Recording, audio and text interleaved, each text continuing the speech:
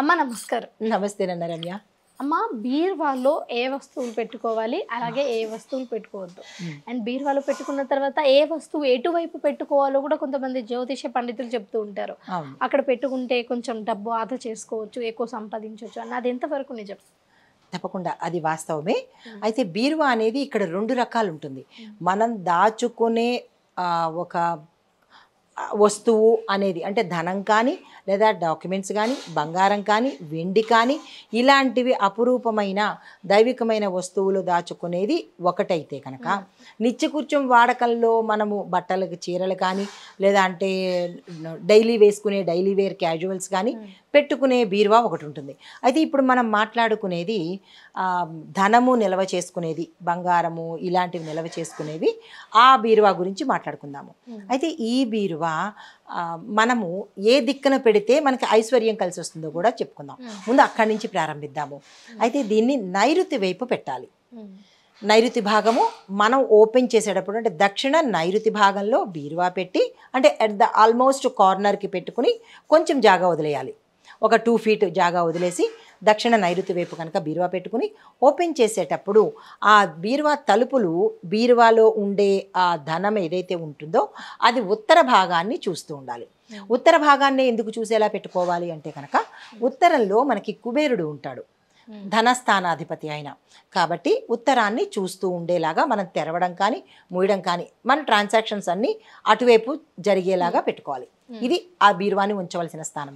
అయితే ఆ బీరువాలో ఏ ఐటమ్స్ ఉండాలి అంటే కనుక, ధనము ఉండాలి, డబ్బులు క్యాష్ ఉండాలి, దాంతోపాటు బంగారము, వెండి ఆభరణాలు ఉండాలి. ఇవి మాత్రమే. అంటే ప్రతి బీరువాకి మనకి కొంత కేస్ అనేది ఇస్తుంటాడు ఒక కార్నర్లో.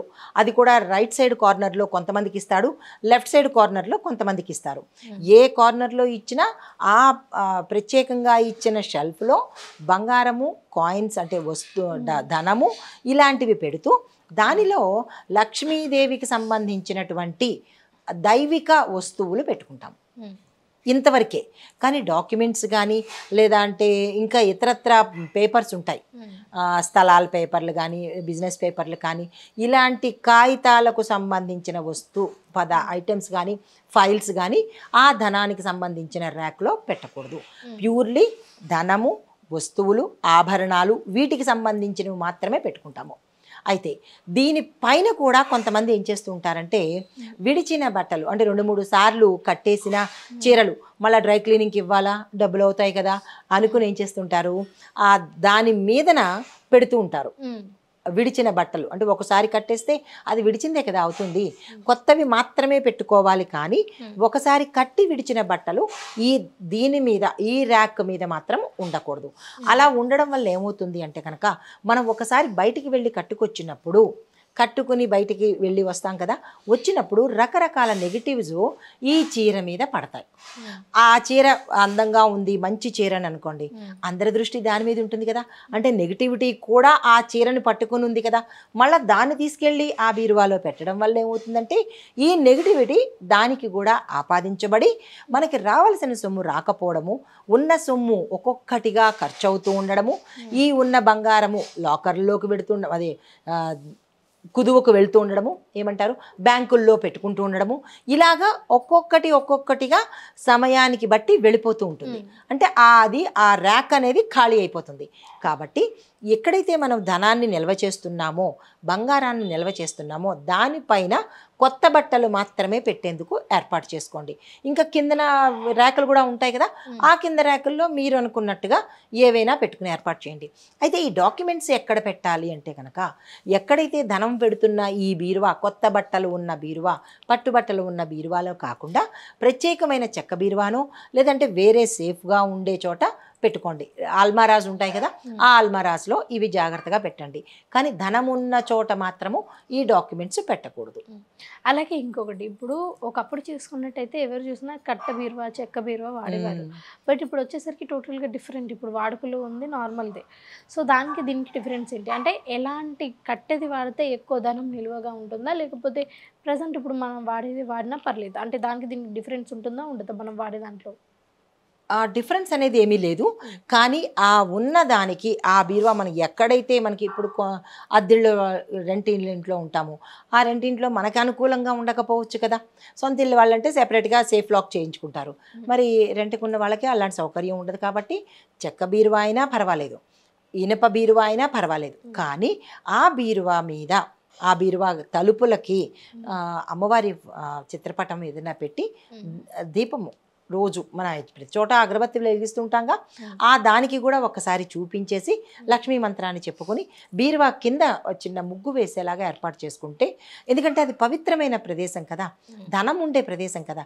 ఇంకా చెప్పాలంటే మినీ బ్యాంకు, మన మినీ బ్యాంక్ కాబట్టి చాలా జాగ్రత్తగా చూసుకుంటూ ఉంటే కనుక ధనము వచ్చి చేరే అవకాశం కనబడుతుంది. లేదు అంటే ఇలాంటివి ఏవైనా చెయ్యకూడని పనులు చేస్తే కనుక కొద్దిగా అది మనం గమనించము, కొద్దిగా అవసరాలు అలాగొస్తాయి. ఒక్కొక్క నగ మనకి తాకట్టుకు వెళ్ళిపోతూ ఉంటుంది. చాలామంది అనుకుంటుంటారు మేము ఎంత సంపాదించినా ఉండటం లేదు, ఉన్న బంగారం తాకట్టులోకి వెళ్ళిపోయింది, ధనము అప్పుల పాలైపోయింది, ఖర్చు అయిపోయింది అంటారు.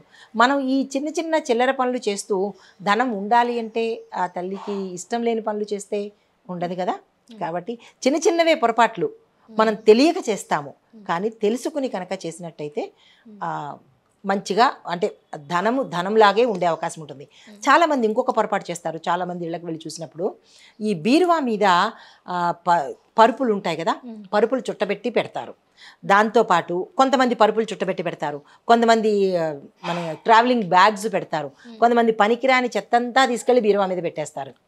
అంటే బీరువాలో మనం ఏం పెట్టాము, లక్ష్మీదేవి అనుకుని పెట్టాం కదా. మరి లక్ష్మీదేవి నెత్తిన బరువు పెడితే ఆ తల్లి ఎందుకు కూర్చుంటుంది? మన నెత్తి మీద బరువు పెట్టుకుని మనం సేఫ్గా కూర్చోగలమా, హ్యాపీగా ఉండగలమా? ద సేమ్ వే అంతే కూడా బీరువా మీద ఎటువంటి వస్తువులు ఉండరాదు, ఏ బరువైనవి ఉండకూడదు. అలానే బీరువా కింద కూడా రెండు కాళ్ళ మధ్యలో బీరువా పెట్టిన ప్రదేశంలో కూడా చాలామంది డస్ట్ వెళ్ళిపోతూ ఉంటుంది, అది ఓడ్చరు.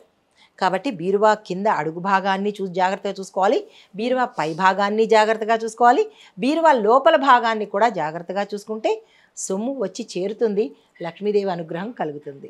మీరు చెప్పినట్టుగానే చాలా మంది ఎంత కష్టపడినా మా దగ్గరికి డబ్బు రావట్లేదు, ఉన్నాయంత తాకటికి వెళ్తుంది అని ఆలోచిస్తూ ఉంటారు.